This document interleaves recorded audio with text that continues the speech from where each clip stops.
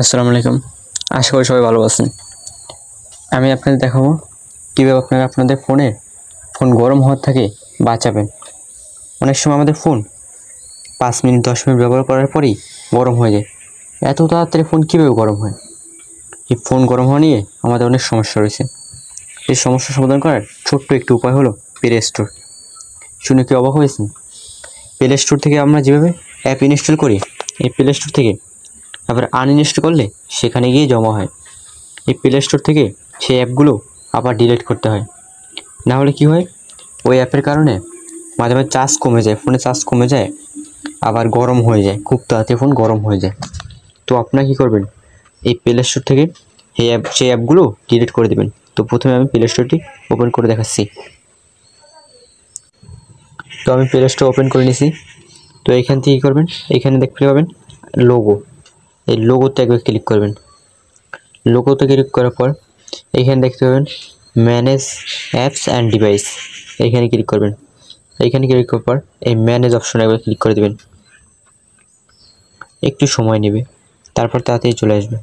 তারপর আপনার দেখাচ্ছি, যখন চলে আসবে তখন দেখাচ্ছি, একটু ওয়েট করুন। চলে আসছে। তো এখান থেকে কী করবেন, দিস ডিভাইস, এইখানে একবার ক্লিক করবেন।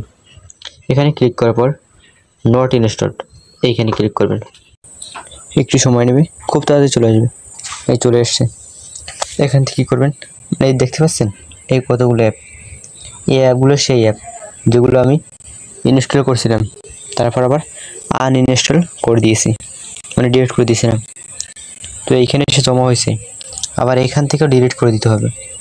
নাহলে কী হবে, ফোনে চার্জ কেটে যাবে, ফোন গরম হয়ে যাবে।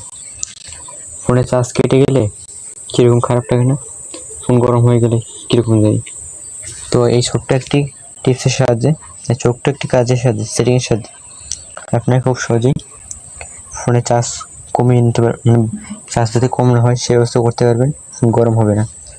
তো এখান থেকে কী করবেন, প্রত্যেকটাকে টিক মার্ক দিয়ে দেবেন। এভাবে টিক মার্ক দিয়ে এখান থেকে কী করবেন, এই যে উপরে দেখতে পাচ্ছেন এই যে ডিলিট আইকন, ওখানে ক্লিক করলে ওখানে যদি ক্লিক করেন ডিলিট হয়ে যাবে।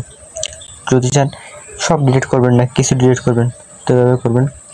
এভাবে করে এই যে দেখেন ডিলিট অপশনে বলছে, ডিলিট অপশনে এগুলো ক্লিক করবেন। ওখান থেকে রিমুভ অপশন আছে, এই যে রিমুভ অপশন, এখানে ক্লিক করবেন। এই রিমুভ অপশনে ক্লিক করলে ওটা ডিলিট হয়ে যাবে। রিমুভ অপশনে ক্লিক করলাম, একটা অ্যাপ ডিলিট হয়ে গেছে। আপনি যদি এখান থেকে চান যে এই অ্যাপগুলো আবার আপনি নিয়ে যাবেন, মানে আবার ডাউনলোড করবেন, তো কী করবেন, এখান থেকে এই একটা ডাউনলোড করে দেখাচ্ছি। এইখান থেকে এই যে উপরে দেখুন ডাউনলোড অপশন, এইখানে ক্লিক করবেন। এখানে ক্লিক করলে ডাউনলোড হয়ে যাবে। তো আমি ডাউনলোড করে দেখাচ্ছি না, আপনি এইভাবেই ডাউনলোড করবেন, এভাবে ডিলিট করে দেবেন, তাহলে ফোন গরম হবে না, চার্জ বেশি কাটবে না।